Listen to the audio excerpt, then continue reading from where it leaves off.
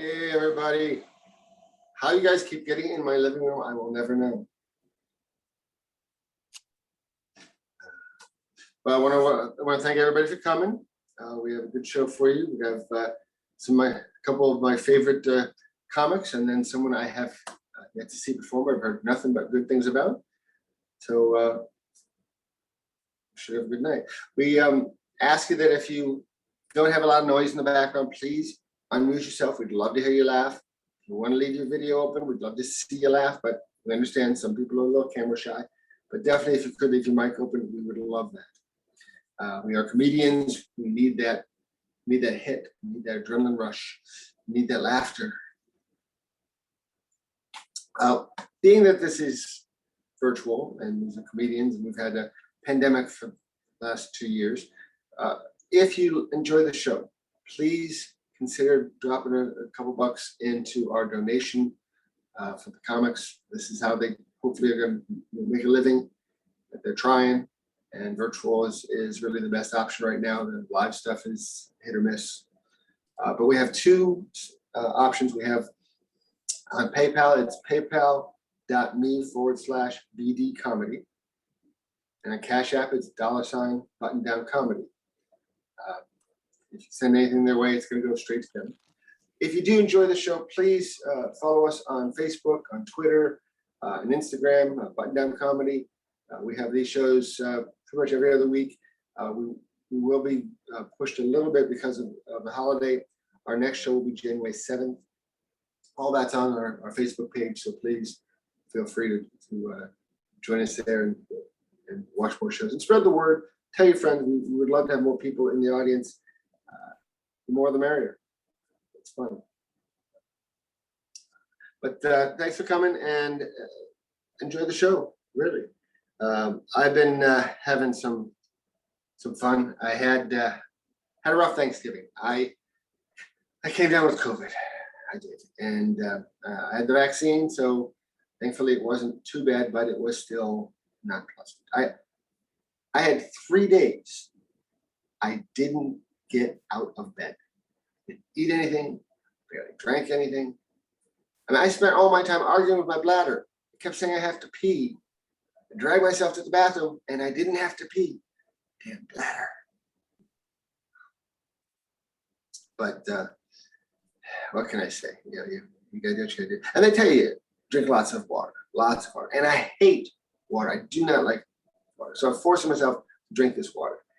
Have you ever tried to drink in the prone position? I went through a lot of towels. I did.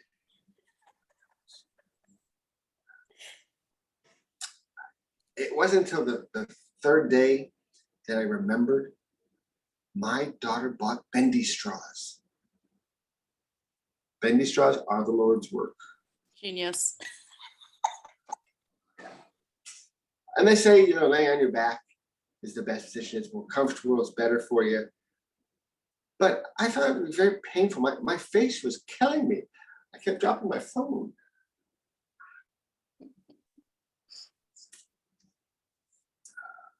And it wasn't until the fourth day that I remembered I actually have a penis. Nowhere to be found. And then, of course, one day I said, hey, you up? So we'll fast forward about an hour. Okay, 10 minutes. It had been 4 days. And one thing they don't tell you about, one of the side effects to COVID is temporary blindness. I woke up, I could not see. I thought, oh my God, my mom was right about masturbation. Turns out it was just the crusties on my eyes were so bad they wouldn't open. Chip them off with an ice pick. And I have never been naked for that long a period of time since before I was born. And I woke up in a pool of sweat. First thought going through my head, you mean I'm going to have to drink that water all over again? And then, of course, nausea kicked in, and I didn't really eat anything. It was just water again. And oh my God, I got to drink the water again. I hate water. And of course, people always ask, did you lose your sense of taste and sense of smell? I was eating bland food and I lived next to a paper mill. I would not have minded that.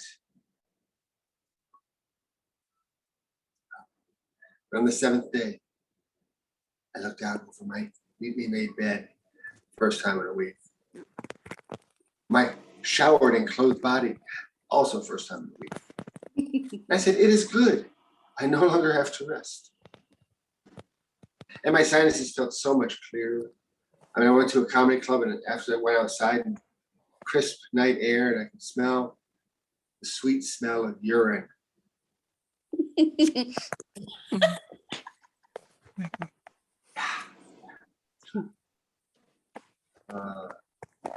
So, how many people like Disney? Round of applause if you like Disney. Woo! I don't get Disney. I mean, they gave us cookies shaped like Goofy, and candies shaped like Daisy Duck, and waffles shaped like Mickey. But then they kick me out when I'm eating Minnie. Okay, maybe it was the rotisserie and the fava beans, I don't know. You know, in comedy, there's a lot of dick jokes. But it's not a lot of ball jokes. Balls don't get the respect they need, you know. And they have a legitimate gripe. I mean, they're out hanging with the guys. And what happens? The girls go right to the tall, skinny prick. And does he introduce us to the girl? No. Half the time, he shoves us out of the way so he can introduce her to some asshole. And then later, he's having his intimate time. We're outside of him to deal with a different asshole.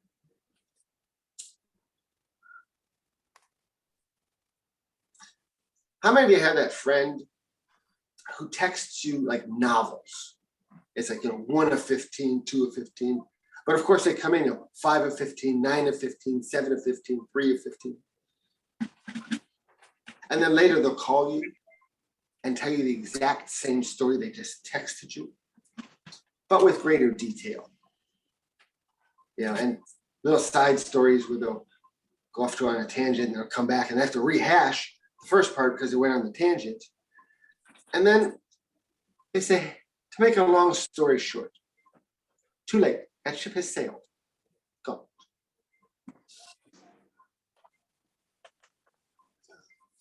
Well, that is my time.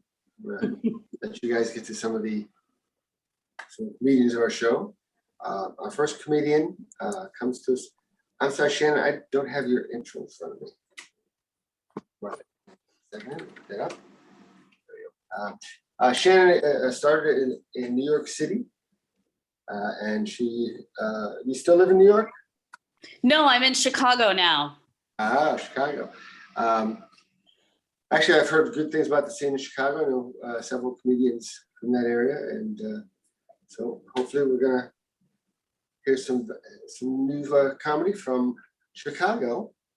Everybody, let's give a big round of applause to Shannon Ennis.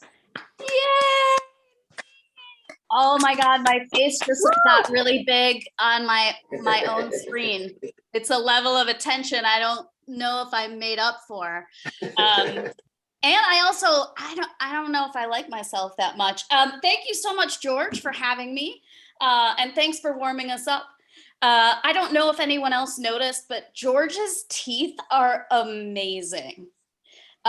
George, I don't know if you're blowing your dentist or you were born with those or whatever it is, but take it from Shannon Ennis, who was born with shitty Irish teeth. Like as a baby, these were yellow.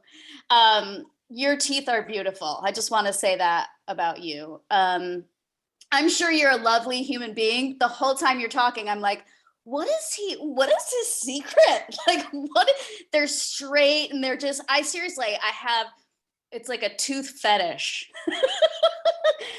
Mine aren't that bad.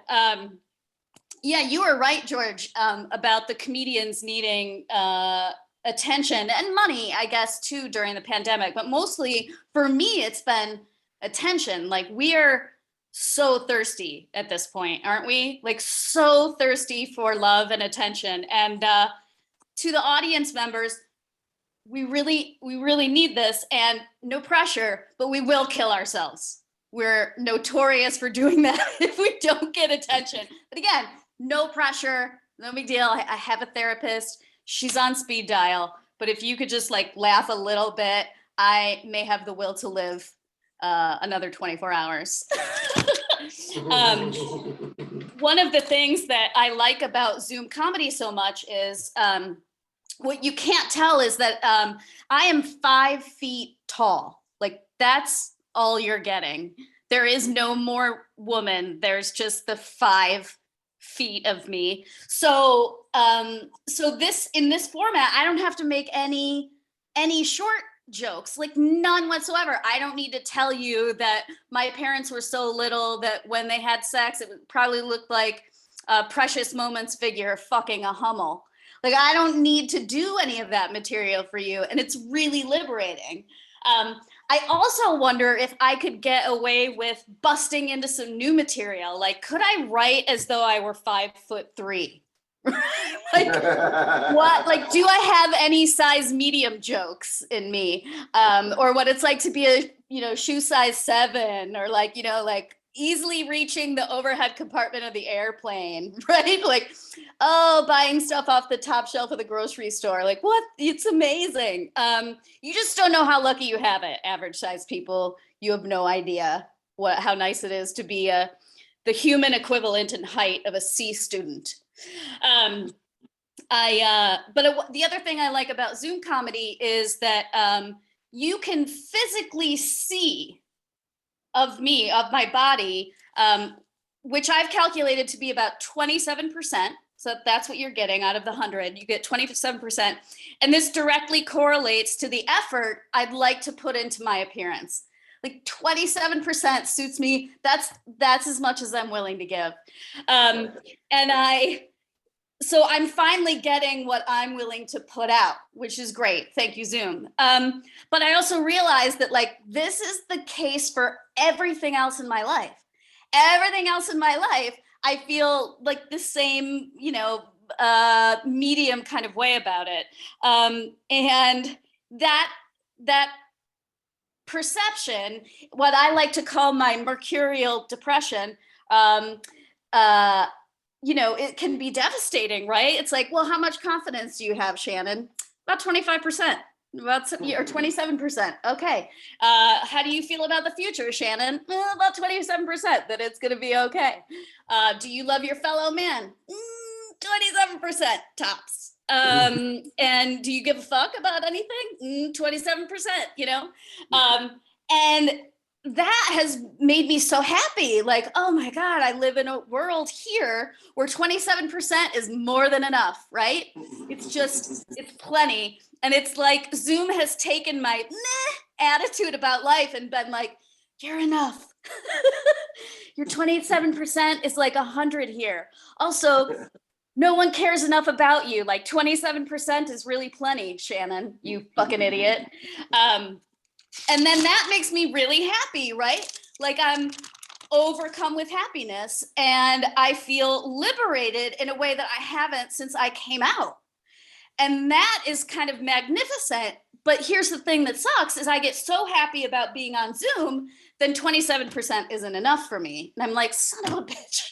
Like I will find a way to be miserable no matter what.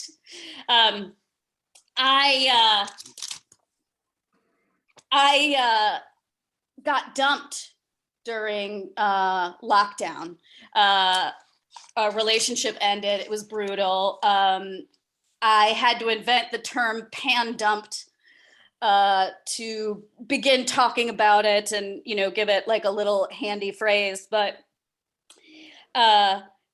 getting dumped in the pandemic was kind of like if somebody like sat you down and said, listen, I would rather go 100% full Edgar Allan Poe alone crazy than spend another minute with you. And it was like, what a bitch, right? Like what a cold-hearted bitch. And, I was also going through a really difficult hair time. Like I was in a very vulnerable hair moment for her to be dumping me, right? Like, what kind of cruel woman is like, I see your pixie grow out and I will raise you a dump? Like, that's specifically cruel. That was just unfucking necessary. And we were having a lot of sex at the beginning of the pandemic. I don't know about anybody else, but you get kind of scared. You're worried about your mortality. Nothing was certain, yada, yada. And if you had the opportunity, you're just going to do a lot of fear fucking, which we certainly did. And here's the thing about that. I know that we were two ladies. Like, I'm very aware of the fact that biologically a baby would be impossible. But I really, for a second there, thought that we were fucking enough to maybe make it happen. Like, maybe one of our vaginas would just pop a baby out, right? Like, in the moment that we weren't in each other's vaginas, boom, baby, like, miracle pandemic lesbo baby. It would have been great. And I don't know if there are any other homos in the audience, but I do have to tell you guys, lesbians do not break up like everybody else. As a matter of fact, if there were lesbians in the crowd, they would want to know whether or not this was the first time my girlfriend and I had broken up, or like the fourth time we'd broken up, because we can't seem to separate from one another in a very like clean, clear way. As a matter of fact, it pretty much takes an act of Congress for lesbians to break up. Like, it needs to pass through both houses. Well-known lesbians need to notarize it. It's quite a feat. It's quite a feat. Yeah, the other thing I want to tell you is that, you know, when folks make the reference to sex at all, they usually hum that bounce chicka wow wow song. And I just want to let you guys know that's straight people sex music. Lesbian sex music are the opening chords of Tracy Chapman's Fast Car. I hear that and my pants fall off. Like, I have no protection over it. Like, Tracy Chapman means there's some lady fucking about to happen. I also want to let you guys know that lesbians do not get carpal tunnel syndrome. We earn it. It takes a lot for us to get it, but we fucking earn it. And so it means that if you walk into a lesbian party wearing a wrist brace, you're basically walking in there with your dick out, being like, oh, I broke my dick from so much good fucking. It's a real flex move. Like, the more, like, if you double walk in with it, you'd be like, oh my God, she's an ambidextrous fucker. Amazing. I'm just letting you know how you would flex in front of that crowd in case you're ever at a lesbian party and need to impress some people. Wrist brace, that's where it's at.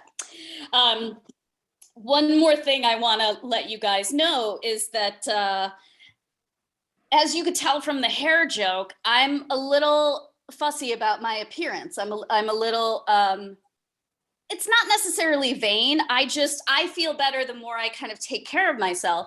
And, but I can recognize that my body is changing. I'm 40 something, just guess. And I've noticed some changing in the color of my hair. I'm sure everybody knows that, you know, like right around the temples, you get some of that hair. But for some reason, here's what's fucked up. Mine is coming in my eyebrows, which I don't understand, like nowhere normal. And it's also coming in downstairs in the Netherlands, like in the notorious VAG in my Oval Office. I'm getting some color change down there. And here's the thing, it's not gray. They're not gray. The hairs that are coming in are straight and they're white. Now, if you had any idea how hard I've worked in my life to keep straight white shit out of my vagina, you would understand what a tragedy this is. It's like, the hair is changing the character of the neighborhood, if you know what I mean, right? Like, my pubes are soon gonna like open a juice bar and a Pilates studio, and the rent is gonna go up, and like all kinds of bad things are gonna happen because suddenly there is straight white where there should have been dark and fun and curly, and it's upsetting. But I can't do anything about it. Those are the wheels of time. I think that is my time. I want to thank George again for having me, and I can't wait to hear everybody else. Thanks so much. Let's keep going for Shannon. So apparently, every time Tracy Chapman sings, a lesbian loses her pants. Correct. Okay. Correct. Or dies of happiness. That's the. I do have to say I do take offense at that average people joke. I'm 6'3". I like looking down on people. Our next meeting, I met doing Zoom comedy. He has a very interesting view of things, and I think you'll enjoy him. Please, let's put your hands together for Geo DeVaney. Thanks, Geo.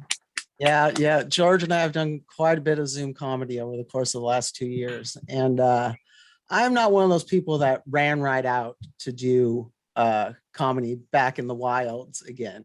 You know, I've kind of been taking it slowly because, for one thing, it seemed like when I first started getting out to open mics in particular, every time I went to one, I would then later hear that somebody that was there had COVID.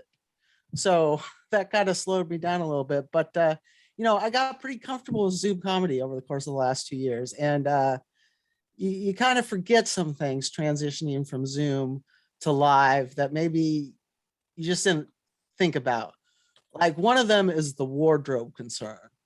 And basically what I'm saying is, what I came to realize was that doing Zoom comedy, I have a lot of shirts that I don't necessarily know are too tight for me. Because I never stand up in them. I just sit here and this part shows. So what happened was, I went out to this open mic and my friend taped it for me. And then I had to watch it back and realize that I was wearing a shirt that was much too tight. Forget attractive. It was too tight to be appropriate, really. And so that kind of bummed me out for like a whole week. I was just bummed about the tight shirt incident, shopping for facial moisturizer, and anxiously awaiting the premiere of the new Alanis Morissette documentary on HBO. Which apparently tonight is my way of letting you guys know that I'm transgender, because that is some fucking girly ass shit right there. That's what that is. That's some social conditioning that, eventually just pops out of your pores and in inconvenient places. But I did watch that Alanis Morissette documentary, however. I don't know if you guys are aware, there's a long-standing rumor about how the song "You Ought to Know" is about Dave Coulier, otherwise known as Uncle Joey from Full House. And they actually addressed that in the documentary. And I really don't know why they did that. I kind of thought they could have just cut it out.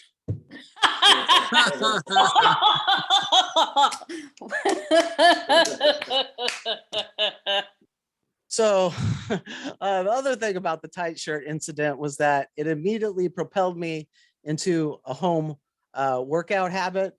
And so I've devised for myself a very individualized workout program.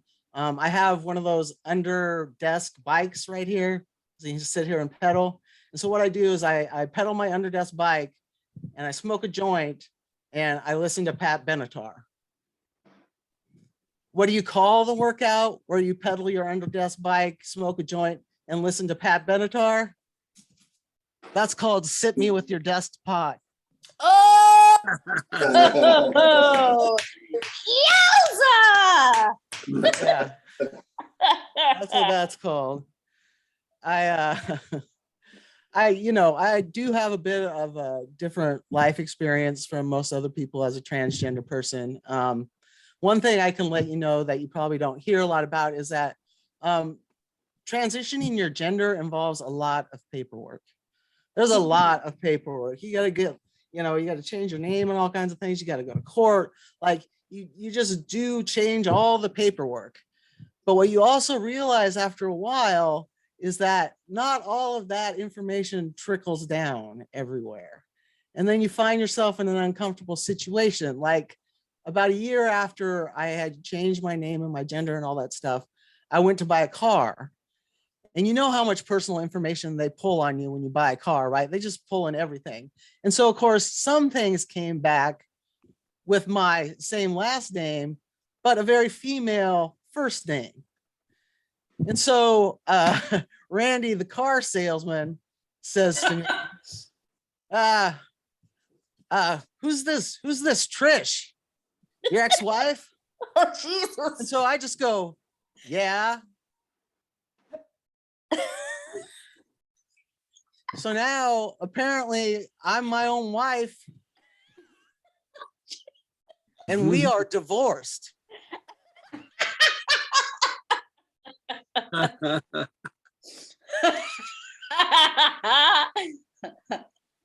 I live in Seattle, Washington. I live in this teeny tiny apartment complex. It's 6 units, ground level. It's one of those old motor inns, you know, those old motels. And so we have these big windows at the front of our units, and most of us work from home here now. And I actually have a really good friend of mine, lives 2 doors down. We've known each other for like 30 years. He just lives 2 doors down from me. 30 years is apparently long enough. If given the opportunity, you will install a drive-through window into your friendship. Because how we do this thing now is I just walk down there, he slides his window open, we conduct our friendship transaction, and then I'm on my way.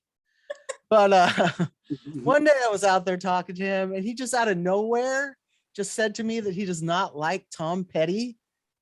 And it made me feel a little queasy, like I was having some kind of a breakdown or free falling or something. Like, hey man, don't do me like that. You don't know how it feels. I mean, sure, it's good to be king when you sit there doing bong hits like it's your last dance with Mary Jane, but I gotta go out here into the great wide open, running down the dream, learning to fly. You better stop dragging my heart around, buddy. No, you don't come around here no more. I won't back down, pal.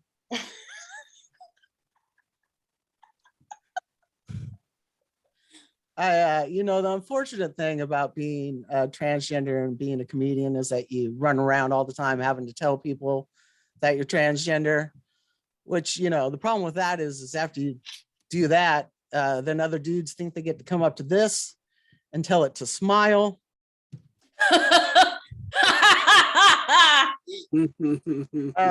You know, another frustration I experience is with you know, going to the doctor and whatnot, and not just because I'm transgender, but also I came to realize that after you turn 40, pretty much the entire purpose of your health insurance is they're going to find the cancer.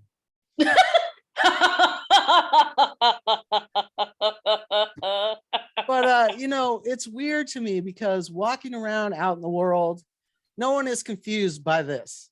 This is pretty obvious gender wise. But when I go to the doctor, where I have this big file full of paperwork where I've stated my anatomy and my pronouns and oh, blah, blah, blah, blah, blah, they can't ever figure it out. The worst time was this one time I had to go to the emergency room and they asked me to provide a urine sample. And the first thing they did was bring me that plastic jug, like the one your grandma used to make salad dressing in, you know, with the long spout. And then I had to explain to them why that wasn't going to quite work out for me. So get that thing all squared away. And then the doctor comes in and he's like, looks at me and he says, so you've had surgery then? And I said, no. And he said, so then you have a penis? And I said, no, weren't you just here for the whole jug thing? I thought we got that figured out. He goes, well, can I examine you? And I said, yes, that is in fact why I am here. So then he examines me and looks at me and says, well, I don't know what to tell you. I'm not used to looking at these reproductions.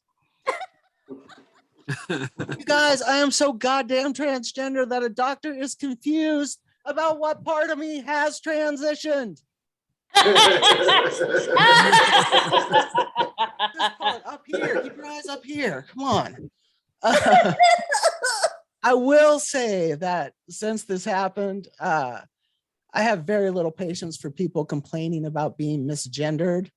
Come to me when you've been misanatomied. Then we can talk. Yeah. Pussies. I do live in Seattle, Washington, and across the sidewalk from our little apartment complex, there's an old house that's been turned into 4 apartments, and we have one of the people that lives over there that's very into performative activism. So outside their apartment, she put up one of those signs that says, "In this house, we believe women's rights are human rights. No human is illegal. Black lives matter. Love is love. Science is real, and kindness is everything." Which, great. I'm on board with all that. The only problem is that a sex offender lives over there. Ooh. And I'm pretty sure that nullifies at least half of those things. I mean, Seattle, Washington is the rare sort of place where you can find sex offenders with progressive values. Like this one time I heard this guy at a bar sidle up to this young woman and say to her, "Girl, I'm going to be all over you like white on racism." I thought, well, I'll give him a little bit of credit for that one. But I also thought, yeah, this dude totally wants to be at your protest. The only problem is it takes place within 500 yards of a school.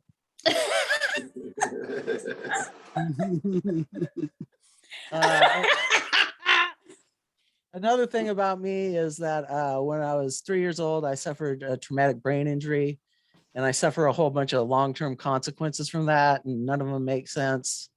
Like I have both brain damage and a high IQ. Yeah, that's a lot like having a MacBook Pro and a dial-up modem. If you want to know how that goes. I also somehow have both narcolepsy and insomnia. Yeah, that's a condition I also like to refer to as literally living the dream.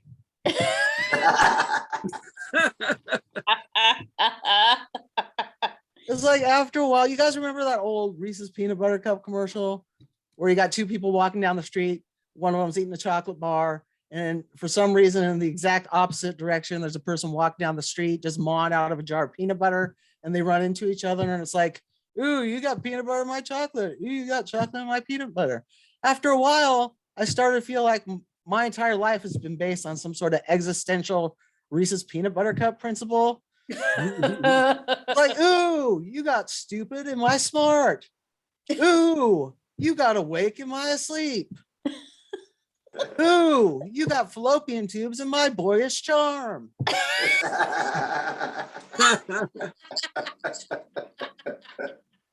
Yeah.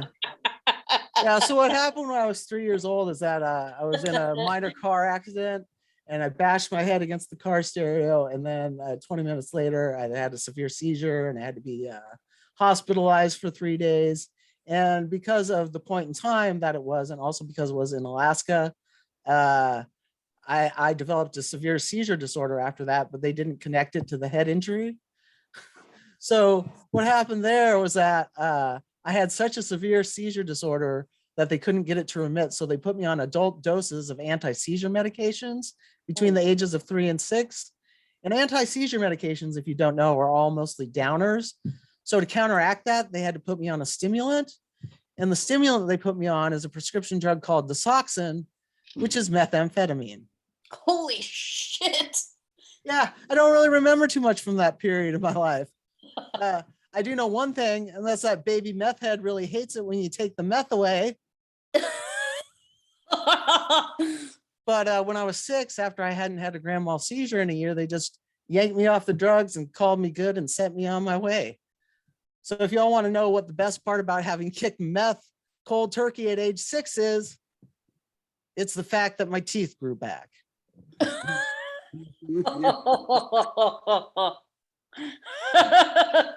All right, I think that'll do it for me tonight. Thanks everybody for listening. Thanks for your time. Thanks, Geo. I'm TL DeVaney. Let's see here. Keep it going for TL. That was great. That's great. Haven't had a good laugh like that in a long time. Our next comedian, good friend of mine. He's local in Asheville, where I'm based as well. And personally, one of my favorite comedians. I want you all to give a big round of applause to Art Sturtevant. Howdy, folks. I'm in the woods, I guess. I just needed a background that wasn't my bedroom. Geez. So we're heading back into the whole mask and social distancing and thing. It feels almost like we've lost everything we've gained, and just because a few idiots, wouldn't get on board. I keep thinking about during the pandemic, you kept seeing those videos of that one guy, that Proud Boy, who's trying to get into a Walmart, and he's like, "Hey, you get out of my way. You take away my freedoms, what you doing?" And then, I kept noticing that Walmart always put their saddest little employee up front to make sure this guy was wearing a mask. And it would just break my heart. I kept thinking, you know what? There's a lot of bouncers out of work right now. That's what I want to see. I want to see Johnny Proud Boy, coming up to Walmart saying, "Hey, you boy, get out of my way. You take away my," and then suddenly, ow, ow, mommy, take away my freedoms. Oh my God.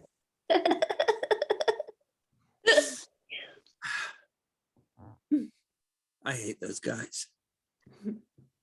But we'd be done with it by now, and we're not. So here we come for another round.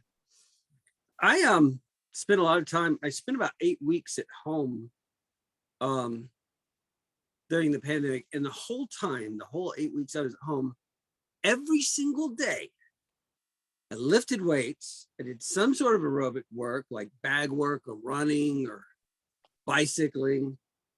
I did yoga and I meditated every day for 8 weeks. And now I'm Batman.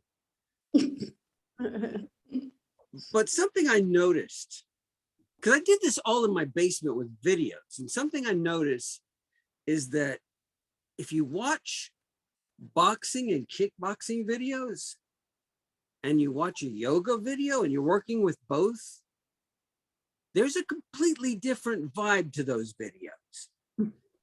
The boxing guy is coming at you with, "Oh my God, 15 more seconds. I know you can do it. Don't you dare give up." And then you get to the yoga video and she's like, "And if you feel like it, maybe take a little bit of a move to the left and just, I want you to do what you feel. And if you're up for this, if you're not, you don't have to do the full movement, and I keep thinking at the boxing video, if that's where I go to be consensually abused, then I think the yoga video is my aftercare. I'm like, tell me I'm pretty, yoga with Adrian. Tell me it's all going to be okay, yoga with Adrian.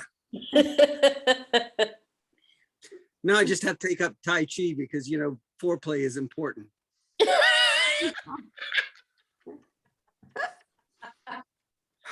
I hate talking on the phone. So, round of applause, if that term applies here. Round of applause if you hate talking on the phone. I'm just going to assume all of you are like slapping your hands together in your living room. I do, I really do. And I can't be the only one because I keep seeing people dictate text messages into a telephone. Now stop and think about that. We hate talking on the phone so much that we've gone back 100 years in technology to the telegram. Instead of just calling home, we're like, "I'll be on the first steamer from London. Stop. Maybe we can watch Squid Game when I get home. Stop." Texts are weird. I had some friends tell me that they were horrified because somebody was sending them messages at like 2 a.m. and I didn't have a clue about that because, you know, to me, that's the way text messages work. That's what's great about them. You send them whenever you're thinking about them, and you don't necessarily expect the person to be able to reply right away. And then it took me a while to get a good feel for what it was. It wasn't that they thought the other person expected them to reply. They're not saying you texted me at 2 a.m. They're saying you texted me at 2 a.m. while you were masturbating. That's a completely different animal. Who's ready for Christmas or other holidays? Ooh. Me too. Like all of you.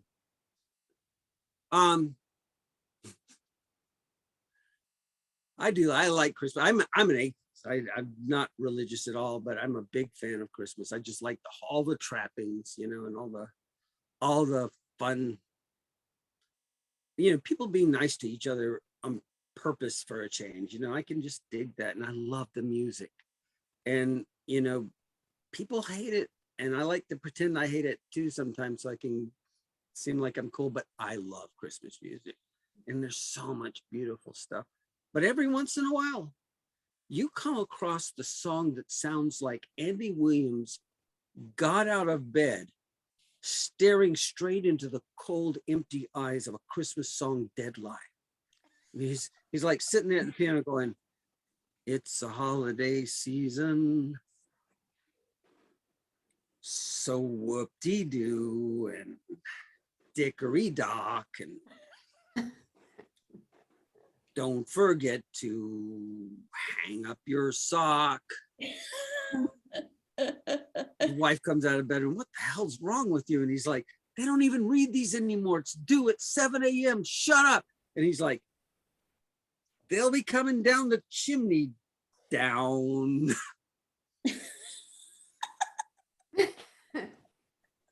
They'll be coming down the chimney now. I actually like that song, but it is stupid. Let's all agree that that's stupid. I want to vote on this. Raise your hand if you think that song is stupid. I can see you. You're on board with that. I like to watch It's a Wonderful Life every year, and I've seen it many, many times, and I love the movie. But you know, when you've seen that movie a lot of times, you kind of pick it apart a little bit. And The Call and the Return just isn't doing much in this format, so I'm just going to pretend y'all have all seen that movie. But George Bailey gets to see what the world is like, gets the gift of seeing what the world would be like if he had never been born. He gets to see his effect on the world. And you know, he, in this world where he never existed, he sees all these horrible things, and he doesn't really seem that impressed. He sees his brother's grave, you know, he's like, "Oh my gosh, Harry." And you know, Harry wasn't there to save all those airmen. He's like, "Oh no, no." And you know, he sees Mr. Gower, his old boss, drunk and homeless in the street. He's like, "No, no, Mr. Gower," because George wasn't there to change his life. But George Bailey doesn't freak out until he sees that without him in her life, his wife, Mary, became a librarian. Mary, no! And if you watch that movie, pay attention. She's not just a librarian without it. Without George Bailey, she's a librarian with bushy eyebrows. Now, how the hell does that work? They've been sitting in a living room together. Has he been plucking those eyebrows? Like, Mary, it looks like your eyebrows are getting a little bushy there. I don't see it. This is protein coffee. Mm. It is horrible, but I bought a lot of it, and I intend to drink all of it. So anyway,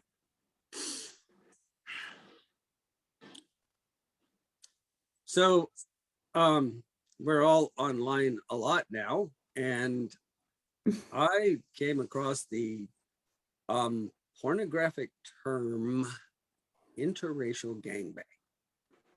And I was horrified because, you know, that the meaning of those words, they're full of racism and they're full of stereotype. But the sound of those words, the meter of them, kind of fun and boisterous.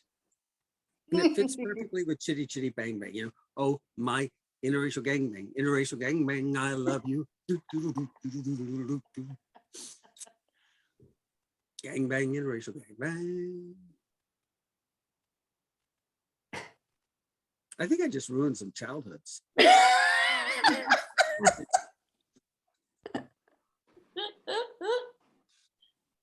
We had a gas shortage here a while back, and people were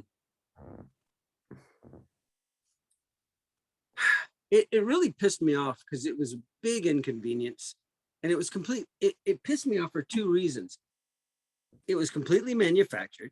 We weren't short on gas. It was just everybody panicking and going to the gas station that made us run out of gas. That was one reason. And the other, that was why I was pissed, but it also kind of impressed me. And what impressed me was during that whole crisis across several states, only 2 people blew up. And you think they were putting gas in everything. They were putting gas in anything that would hold liquid, even temporarily. And only 2 people blew up. And you may think 2 people is a lot, right? But the way I look at it is comparing it to gender reveal parties. I mean, if we can't get through a baby shower without casualties, how the hell are we surviving Ingalls bags full of premium?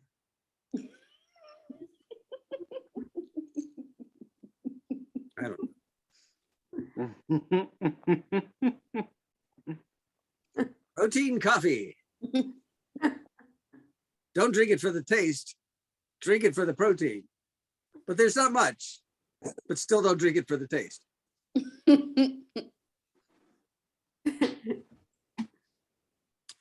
I think waffle houses should all be made out of actual waffles. And each one should contain a witch who cooks and eats drunk rednecks who show up in the forest.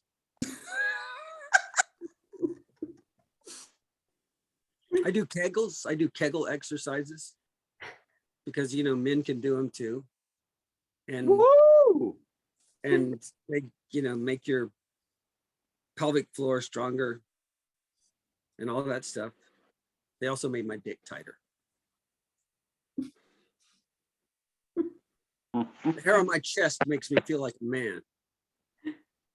The hair on my back makes me feel like a bad man. I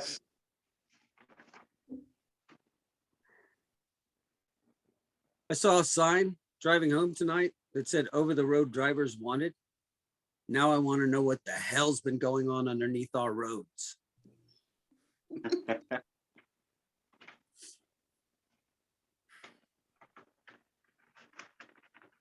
I was at a bar recently. Actually, I can't do this joke. This is very big and physical. I can't do this joke online. I'm skipping this joke. I officially skipped this joke. I don't know why it was time for a bad Kennedy imitation, but apparently that's the way things work sometimes.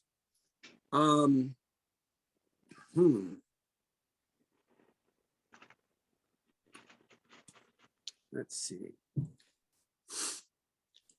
I'm kind of glad that Halloween is over because I hate horror movies. And I never could handle them growing up, you know, like these like Dracula, Friday the 13th, or Freddy Krueger, or whatever. They would scare the hell out of me. All night I'd be up crying. And there was one exception to that, and it was Godzilla movies. You know, the old ones, the old Godzilla movies from the 50s and 60s. Because I know he had a bigger kill count than Jason or Michael or whatever. And I know he was like this giant machine who would knock down whole buildings full of people and there'd be people dying everywhere. But he did every bit of that with big brown eyes and a face that looked like this. I'm sorry. That is not a giant reptilian monster. That's the face of my dog.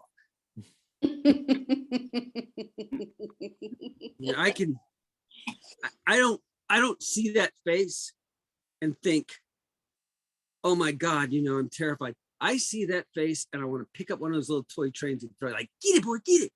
And Godzilla will be out there. Something else I found out,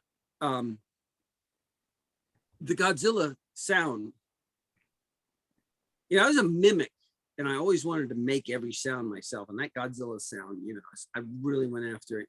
But it turns out that sound was made by combining machinery and an eagle's cry and a donkey and a roar of a lion and like 5 different other sounds just all mingled up and, drawn out. And a human voice box can't do that. But I didn't know that before I spent 10 years working on it. See, this is as close as a human being can get to the Godzilla scream. Y'all ready? Woo!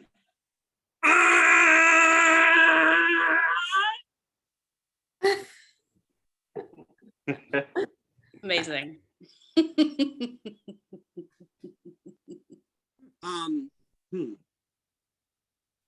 I'm going to be 61 on Thursday.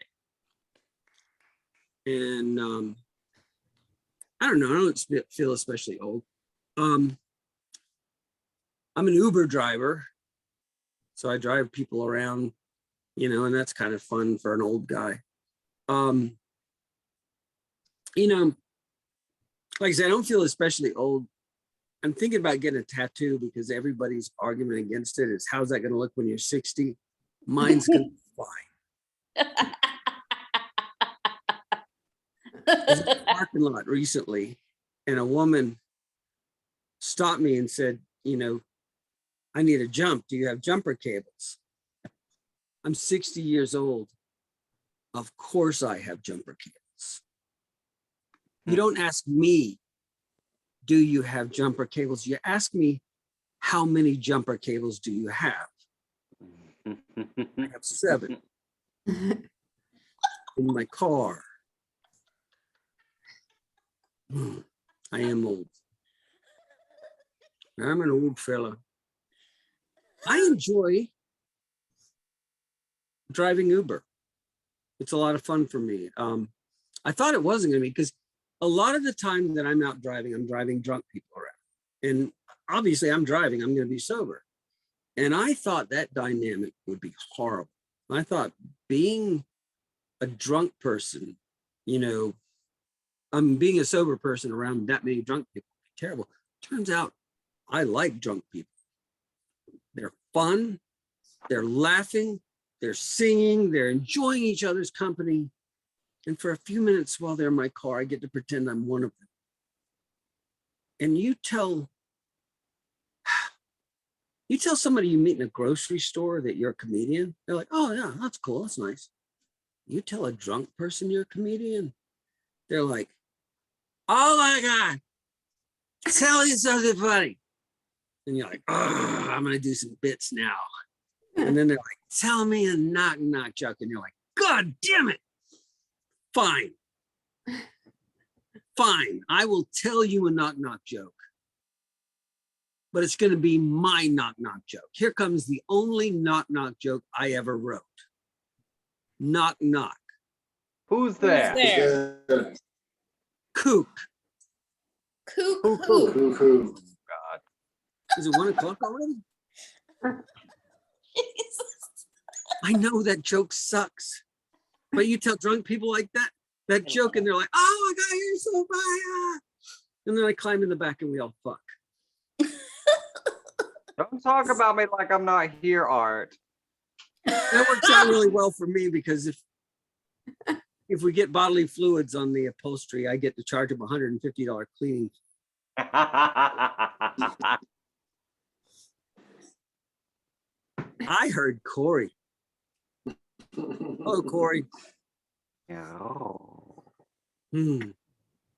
I like drunk people. I had 3 women from Ohio in my car one night.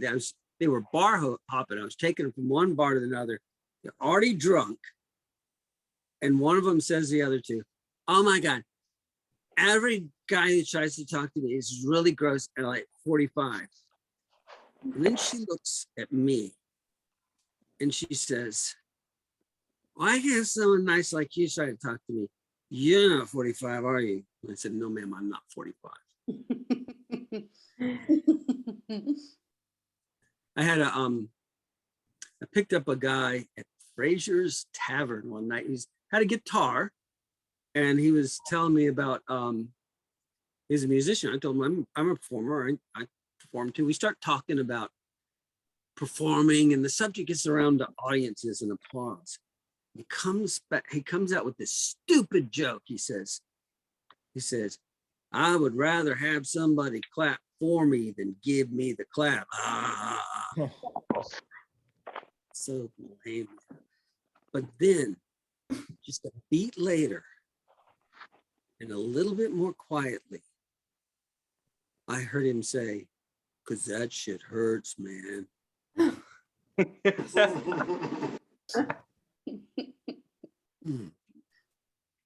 I'll close with this thought. And I need y'all to stick with me. Are y'all concentrating? Yes, sir. Okay. In the 1950s, Chuck Yeager flew the Bell X-1 past the speed of sound for the first time. So that's one Bell X aircraft in Mach 1's history. Everybody with me so far? Yeah. Okay. 10 years later, Apollo 11 is our first manned trip to the moon. 11 Apollo missions and we're on the moon. So why does it take 57 tries to make steak sauce? Can you imagine what Heinz 2 or Heinz 9 must have been like? Somebody drank 5 up. And I firmly believe that somewhere in America, there is a lonely, untended grave with a tombstone that has only the words, "Mad Dog 1414. You guys have been wonderful. Let's get it back to your host, George. Geo. Woo!